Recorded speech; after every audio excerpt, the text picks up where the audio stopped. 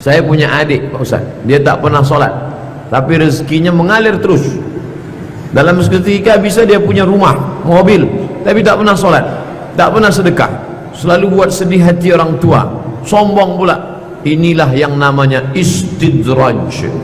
Kalau tak pernah sholat, rezeki tetap lancar, istidraj.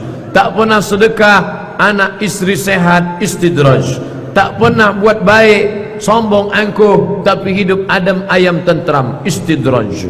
Sanastadrijuhum, kami permainkan mereka dengan istidraj. Wa umli, aku ulur rezeki banyak, ku ulur badan sehat, ku ulur keluarga akur. Wa umli lahum inna kaidi matin, tipu dayaku amat sangat kuat. Nauzubillah.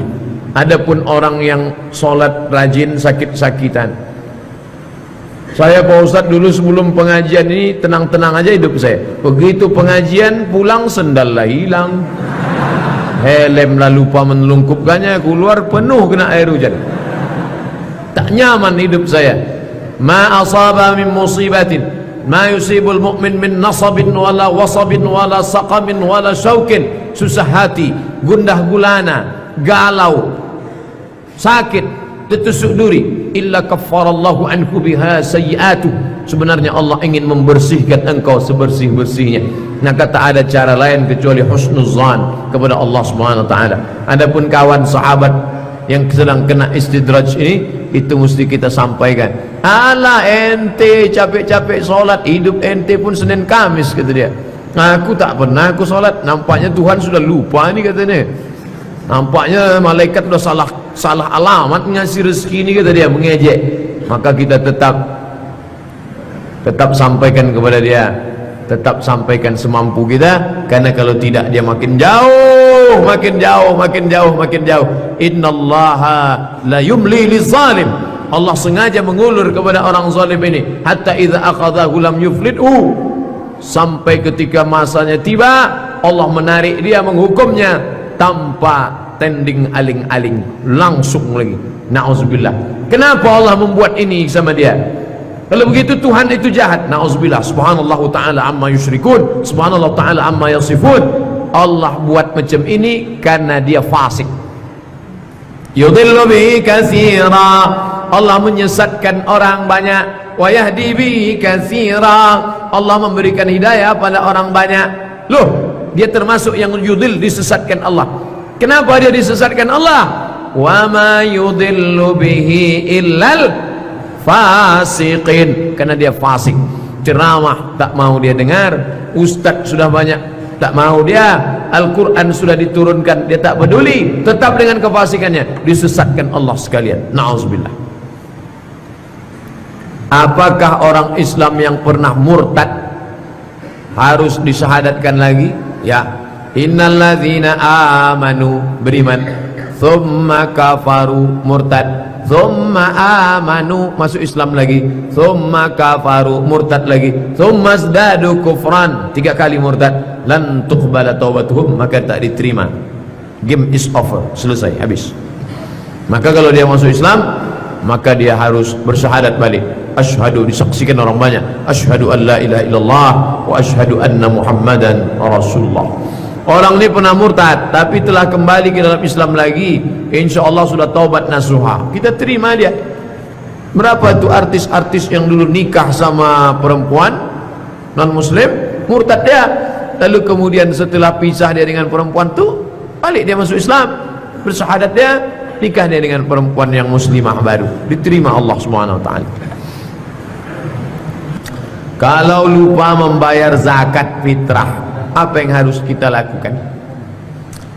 Kalau khatib sudah naik ke atas mimbar, fa innaha shadaqatun minas shadaqat, dia hanya sedekah biasa saja, tidak dihitung lagi sebagai zakat fitrah. Jadi apa yang bisa dilakukan? Tetap bersedekah dan beristighfar, minta ampun kepada Allah, jangan diulang lagi akan datang. Begitu panjang waktu kok tak bayar zakat fitrah? Dari mulai 1 Ramadan sudah bisa bayar zakat fitrah sampai khatib naik besok, tak ada alasan untuk tak bayar zakat fitrah. Tapi yang sudah terlanjur apa boleh buat? Maka bersedekah dan banyak-banyak beristighfar, minta ampun kepada Allah. Wa asbi'is sayyi'atal hasanata, iringilah perbuatan yang tak baik dulu jahiliyah kafir, hasanah dengan perbuatan yang baik, tamhuha, mudah-mudahan bisa menghapus dosa yang silap salah. Saya menyukai seorang akhwat, dan kata teman saya dia pun suka juga kepada saya, dan dia punya pacar non muslim. Akhwat itu punya pacar non muslim. Kalau teman saya harus menyelamatkannya, apakah termasuk jihad? Ini entah bertanya entah minta dalil, karena mencegahnya daripada murtad Pak Ustaz. Man ra'a minkum mungkaran, siapa di antara kamu melihat kemungkaran, falyughayyirhu biyadihi, robah dengan tangan. Ini mungkar nih, ini tak lama lagi perempuan ini murtad nih, diajak dikasih macam-macam murtad, maka ini harus diselamatkan. Antum selamatkan, kalau tak antum selamatkan, saya nyelamatkan nanti. Lah, bercanda. Tapi tentu dengan cara-cara yang syar'i, yang islami. Kalau sholat jamaah, kita sebagai makmum sebelum sholat saf lurus rapat, tapi ada makmum malah membuat jarak. Bagaimana seharusnya Pak Ustadz? Kalau di Mesir misalnya kita sholat gini, sholat tiba-tiba ada orang jauh, itu ditarik.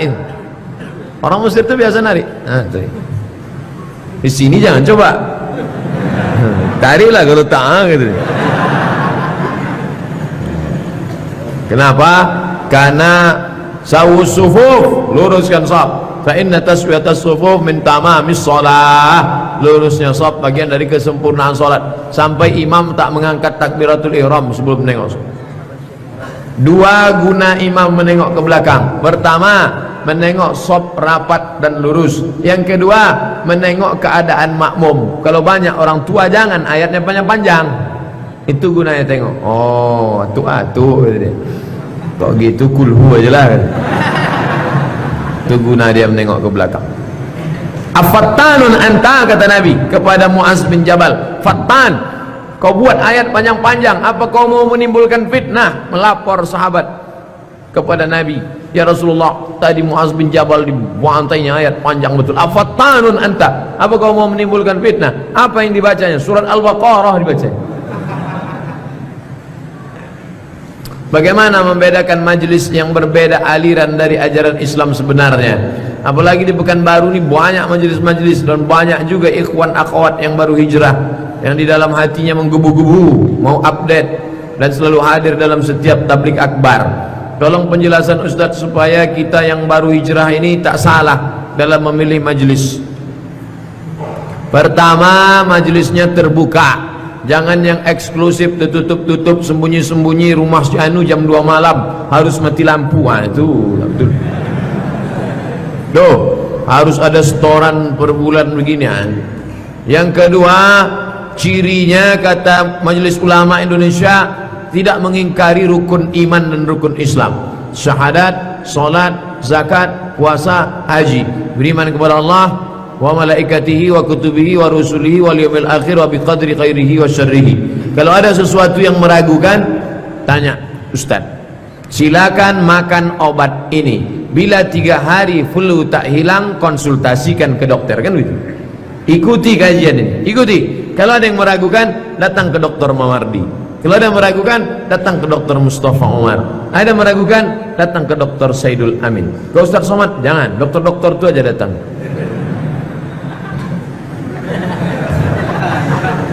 Ustaz, bagaimana supaya kita selalu bersyukur dan kehidupan yang kita rasa tak enak menjalaninya, tapi bagi orang lain, unzur ila man huwa asfala minka. Unzur, tengok, man huwa, orang yang asfala.